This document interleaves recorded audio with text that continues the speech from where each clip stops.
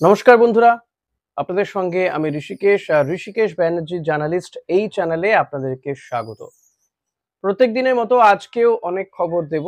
তবে অতি অবশ্যই ট্রান্সফার নিউজ যেমন থাকবে, পাশাপাশি থাকবে ইস্ট বেঙ্গলের কিছু খবর এবং বলবো আপনাদেরকে যে ভিডিও শুরু করার আগে অন্যান্য সময় যেমনটা বলে থাকি যে ভিডিওটা ভালো লাগলে লাইক, কমেন্ট, শেয়ার করবেন। চ্যানেলে নতুন হলে সাবস্ক্রাইব করে নিতে ভুলবেন না। তো চলুন শুরু করা যাক আজকের ভিডিও। তবে হ্যাঁ, আরেকবার আপনাদের মনে করিয়ে দেব যে আমি আরেকটা চ্যানেল খুলেছি অরিন নিউজ, সেই চ্যানেলটার নাম। সেই চ্যানেলটাকেও আপনারা প্লিজ সাপোর্ট করবেন, পাশে থাকবেন। চ্যানেলটা সবে শুরু হয়েছে। আ যদি ৫০ জন পেরিয়ে যায় সাবস্ক্রাইবার তাহলে আমি সেখানেও লাইভ করতে পারবো। তো প্লিজ সেটা করে দেবেন। আরো বেশ কিছু সাবস্ক্রাইবার দরকার রয়েছে আমার সেখানে। তো প্লিজ আপনারা যান। সেই চ্যানেলটাকে গিয়ে সাপোর্ট করুন, সাবস্ক্রাইব করুন। এই অনুরোধ থাকবে আপনাদের কাছে। এবার চলে আসি আজকের ভিডিওতে। ভারত সাফ কাপ চ্যাম্পিয়ন হয়েছে। আন্ডার 19 সাফ কাপ চ্যাম্পিয়ন হয়েছে ভারত বাংলাদেশকে হারিয়ে, টাই ব্রেকারে হারিয়েছে। যদিও বাংলাদেশকে হারাতে গিয়ে ভারত কিন্তু প্রথমেই এই ম্যাচে গোল করেছিল এবং প্রথম যে গোলটা করেছিল ভারত, যে গোলে ১-০ এগিয়ে যায়, সেই গোলটাও কিন্তু অসাধারণ করেছিল Bharat. Through out the tournament Bharat কিন্তু অসাধারণ খেলেওছে। শ্রীলঙ্কাকে ৮টা গোল দিয়েছে, মালদ্বীপকে হারিয়েছে, শেষমেশ বাংলাদেশকে হারিয়ে সাফ কাপ চ্যাম্পিয়ন হয়েছে ভারত। এবং এই যে আন্ডার 19 টিমটা সেটা ভীষণ স্পিডি টিম, ভীষণ দৌড়তে দেখা গিয়েছে। অনেকেরই কিন্তু দেখে মনে হবে যে ভারত সাফ কাপ খেলছে না ওয়ার্ল্ড কাপ খেলছে, সেটা বোঝা দায়। অসম্ভব দৌড়েছে ছেলেগুলো। যেহেতু বয়স কম এবং ওপর নিচ করে প্রচুর দৌড়েছে এবং আমি বলবো এই ছেলেগুলোকে যদি ভালো করে লালন পালন করা যায় তাহলে কিন্তু এরা ভারতের অ্যাসেট হতে চলেছে, এটুকু বলতে পারি।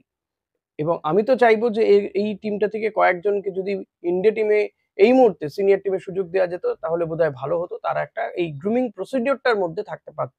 এটা আমার মতামত, একেবারে ব্যক্তিগত মতামত। এক্ষেত্রে আপনাদের কি মতামত জানাতে ভুলবেন না।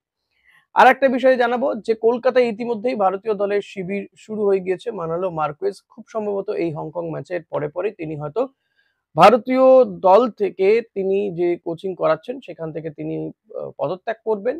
কারণ তিনি চাইছেন না ভারতীয় দলের হয়ে কোচিং করাতে। তিনি বরং বেশি ইন্টারেস্টেড গোয়ার হয়ে কোচিং করাতে। তো দেখা যাক কি হয়।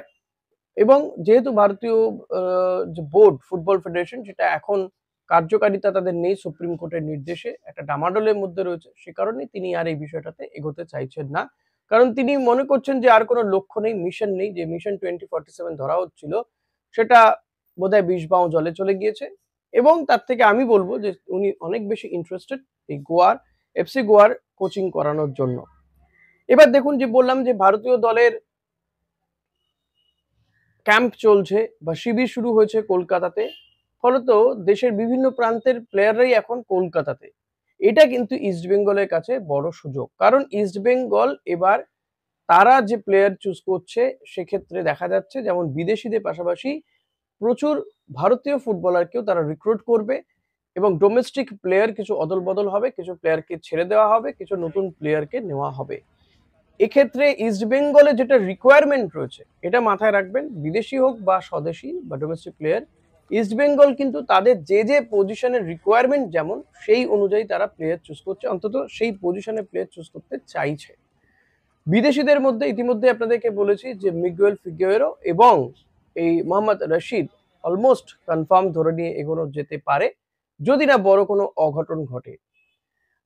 তো হ্যাঁ, ইভান মিলাদোনোভিচের ব্যাপারে কালকেও বলেছিলাম যে গতকাল পর্যন্ত বা গত পরশু পর্যন্ত যেমনটা জানা যাচ্ছিল যে এই ডিলটা একেবারে ক্লোজ চ্যাপ্টার।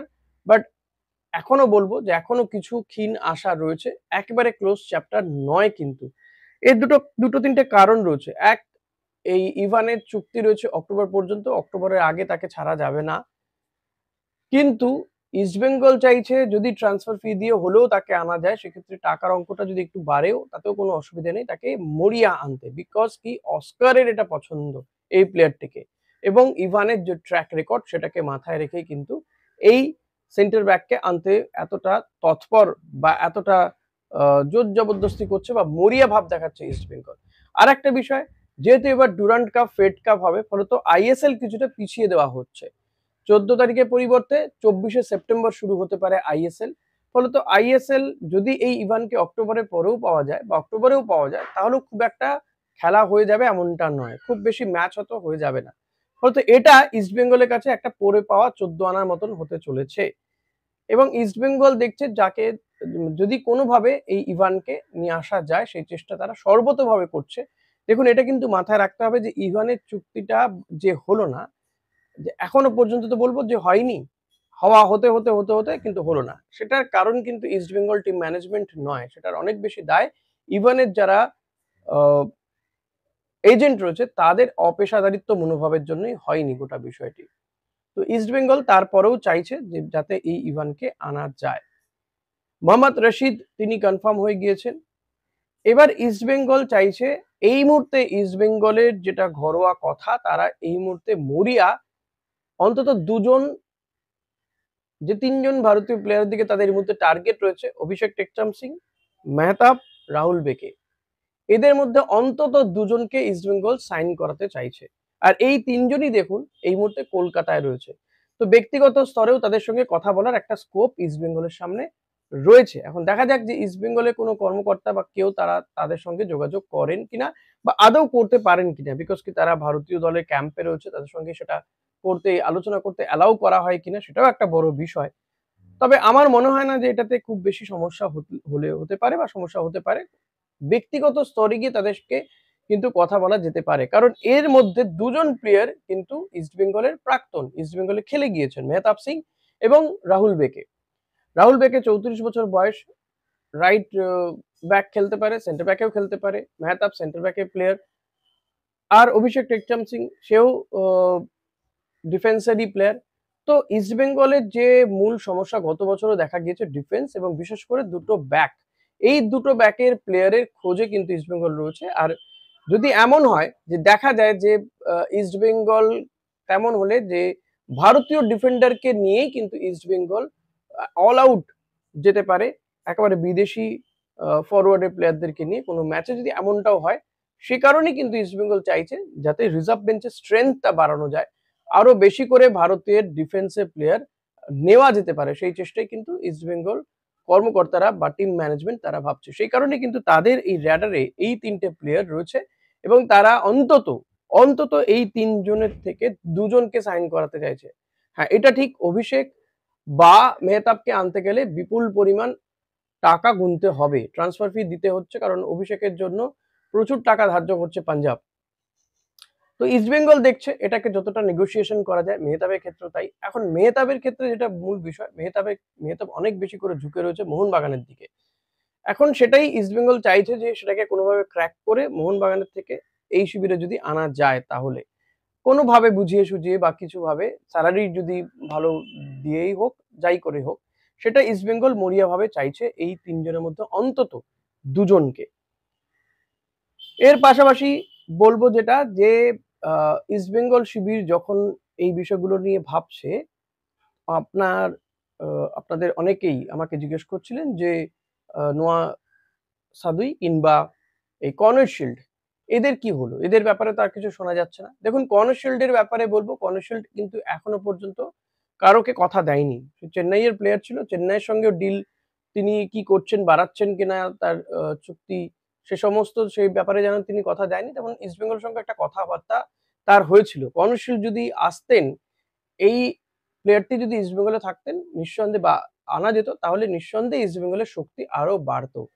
ইস্টবেঙ্গল এই কর্নার শিল্ডের ট্র্যাক রেকর্ড যথেষ্ট ভালো। প্রচুর চান্সেস ক্রিয়েট করে, প্রচুর অ্যাসিস্ট রয়েছে, গোলও করেছে প্লেয়ারটি, মাঝমাঠের এই প্লেয়ারটি এবং ইস্টবেঙ্গলের যে মাঝমাঠের সমস্যা এই প্লেয়ারটি এলে হয়তো কিছুটা হলেও দূর হতো এবং যে সমস্যাটায় দিয়ামান্তাকোস বারবার বলেছেন যে তিনি পাস পাননি গোল করার জন্য। এক্ষেত্রে কিন্তু কর্নার শিল্ড আদর্শ প্লেয়ার।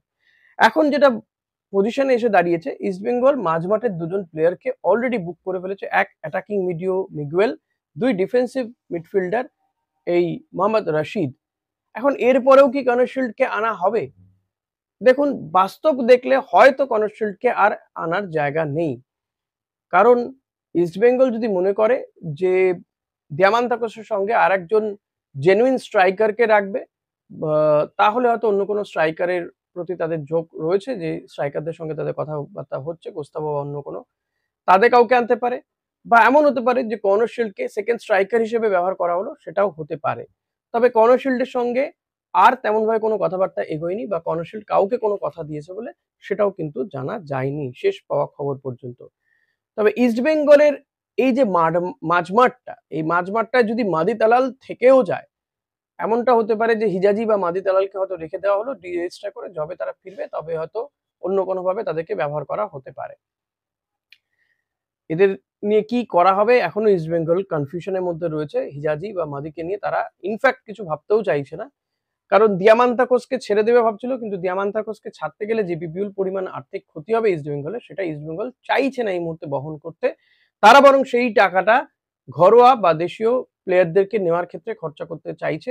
তারপরে যদি কিছু হয় তখন ভাবা যেতে পারে। তো আপাতত এটা ধরে নেওয়া যেতে পারে দিয়ামান্তাকোস হয়তো ইস্টবেঙ্গল টিমে রয়ে যাচ্ছেন। সেক্ষেত্রে আরেকজন স্ট্রাইকারের খোঁজ করবে ইস্টবেঙ্গল এবং অতি অবশ্যই ডিফেন্সের একজন বিদেশি প্লেয়ার। ইভান যদি হয়তো ঠিক আছে, আদারওয়াইজ ইভানের পরিবর্তে হিসেবে অন্য কোনো প্লেয়ারকে কিন্তু ইস্টবেঙ্গল খোঁজ করছে, কথাবার্তাও চলছে। এমন নয় যে ইভানকে না পেলে হবে না। তো সব মিলিয়ে বলা যেতে পারে এবার ইস্টবেঙ্গল টিম অনেক বেশি গোছানো হচ্ছে এবং যে পজিশনের রিকোয়ারমেন্ট রয়েছে প্লেয়ারদের, সেই পজিশনের প্লেয়ারদেরকেই কিন্তু খোঁজা চলছে বা তাদের দিকেই ঝোঁক রয়েছে। এখন দেখা যাক যে ইস্টবেঙ্গল রাহুল বেকে বা মেহতাব সিংদের ডিলটা কমপ্লিট করতে পারে কিনা, ডিল ডান হয় কিনা সেদিকে নজর রাখতে হবে, বা অভিষেক টেকচাম সিংকেই আনতে পারে কিনা। এই বিষয়গুলো কিন্তু এখনো বলা যেতে পারে কথাবার্তা চলছে, পুরোপুরি পাকাপোক্ত কিছু হয়নি। লেটস সি কি হয়, সেদিকে তো আমাদের নজর রাখতে হবে। আপনাদের নজর রাখতে হবে আমার এই চ্যানেলে। তাই বলবো প্লিজ চ্যানেলটা সাবস্ক্রাইব করে নেবেন, বেল বাটনটা প্রেস করতে ভুলবেন না। আর ভিডিওটা ভালো লাগলে লাইক করুন, কমেন্ট করুন। ধন্যবাদ।